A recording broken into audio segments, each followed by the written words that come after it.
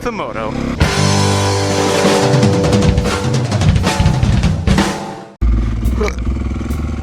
Yuck.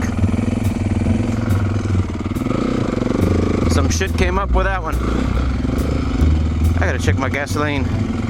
I'm gonna just peer into my gas hole. Ah! So here we are at this lovely hard rock motocross track. It's a nice sign, by the way, guys. Come on. Alright, you ready? Okay, so that was Ian. Ian is a new rider. So I'm just gonna kind of take it easy with him for a second here. He's enjoying the sport of motocross. I don't know if he wants to be in a Mototrippin video actually, but I guess he is. Oh, it, let's just do the jump. Woo! All right. Ian, don't do that. Don't do that, Ian. Holy God. That'd be horrible. All right, he didn't do that. Okay, good. That's good. That's a good thing. Limitations. He understands them. Kids, they like me, and I like their moms. So watching the Ianator, the I'm watching Ian. He is just cruising around, getting his Moto groove and skills on.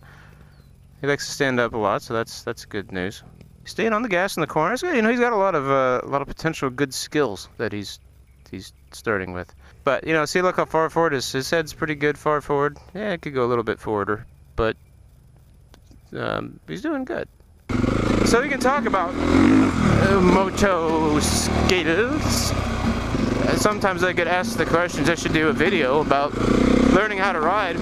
So yeah, okay, the question: how do you jump a motorcycle moto? I wish I could jump like that. I don't know how many of those I get. I get tons of those. People ask the question a lot. Well, really, all you gotta do is just go fast and hold on for dear life. And I wish it was a little bit more involved than that, but it's really not. At least not at first. And that's really what it is, at first. Body position's good, it's important. You need to know that. You need to know how to hold your body, how to hold her body. You need to know how to, you know, just be comfortable and be at one on the bike. If you're not comfortable on your bike, or on whatever bike you're on, the last thing you want to be doing is jumping it through the air. So learn how to use your controls, your brake, your throttle, all that kind of stuff really well. And then learn how to get your bike off the ground. Start out with something really small and just kind of work your way up. Lots of guys are like, no, I want to hit this thing at like 40 miles an hour because it gets me a foot off the ground for 20 feet. Yeah, that's fun. But the problem is you don't learn anything by doing that. Because the bike isn't high enough off the ground to learn the skills involved with jumping a motorcycle. So you really need to find something where you can get a little bit of height. And if you got an MX bike, I mean, you can freaking flat drop one of those things from like 7 feet. I mean, you're gonna be fine. So just work on getting a little bit of height. I don't know, not 7 feet, they're gonna scratch that.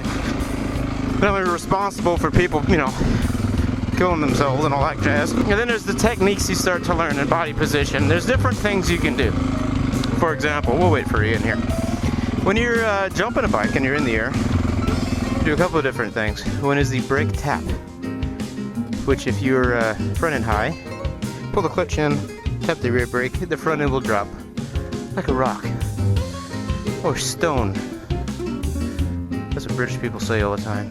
So you have the brake tap method, and then the other method is actually shifting your body weight around, which I like this. You just get up there and it just kind of do like a push-up on the bars, and it'll throw those bars right down like that.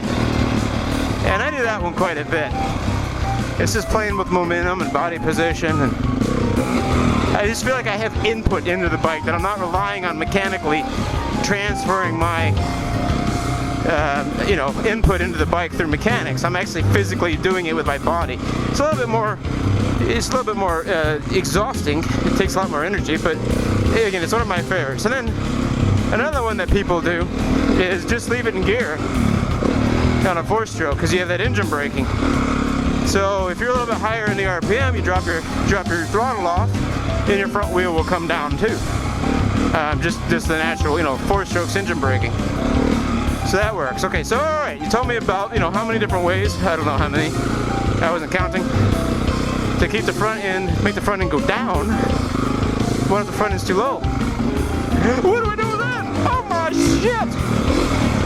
Basically, you're running out of very many options, and the best thing you can do is just slam that throttle wide open with the clutch out, and spin that rear wheel, and try to get that front end up.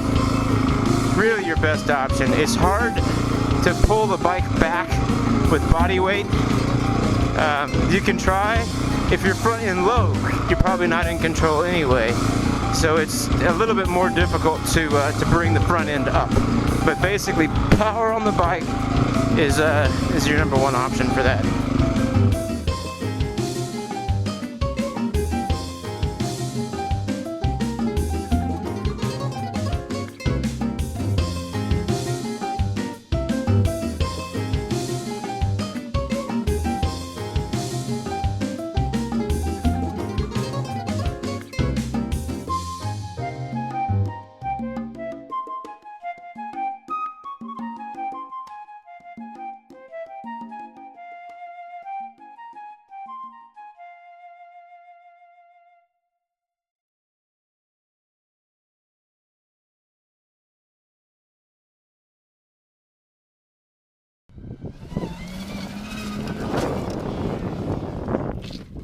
Satana!